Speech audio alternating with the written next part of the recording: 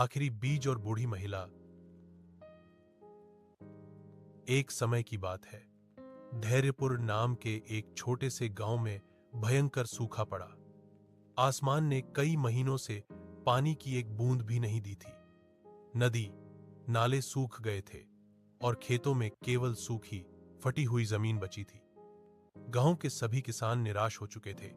उनके अनाज के भंडार खाली हो गए थे और उनके पास खाने के लिए कुछ नहीं बचा था। इसी गांव में एक छोटी सी झोपड़ी में गंगा नाम की एक बूढ़ी महिला रहती थी। वह बहुत गरीब थी, लेकिन अपने छोटे से आंगन में उसने एक तुलसी का पौधा लगा रखा था, जिसकी वह हर रोज पूजा करती थी। गांव वालों को पता चला कि गंगा के पास अभी भी एक छोटी सी मटकी में अच्छी गुणवत्ता वाले कुछ बीज बचे हैं, शायद गांव का आखिरी बचा हुआ बीज भंडार। गांव के सरपंच और कुछ लोग गंगा के पास पहुंचे।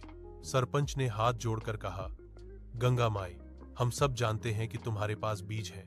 अगर हम उन्हें अभी बोएंगे नहीं तो अगली फसल पूरी तरह बर्बाद हो जाएगी। तुम ये बीज हमें दे दो, हम जब फसल काटेंगे तो तुम्हें दोगुना अनाज लौटाएंगे।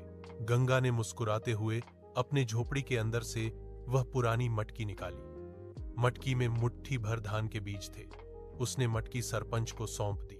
लेकिन तभी वहां एक और किसान आया, जिसका नाम रामलाल था। रामलाल बहुत मेहनती था, लेकिन वह जानता था कि सूखे में बीज बोने का कोई फायदा नहीं होगा। रामलाल ने कहा, सरपंच जी, आप क्या कर रहे हैं? अभी इन बीजों को बर्बाद मत करो। इन सूखी जमीन में बोने से ये बेकार हो जाएंगे। इन्हें बचाकर रखो जब तक बारिश न हो जाए। कम से कम तब तो अगली फसल की उम्मीद रहेगी।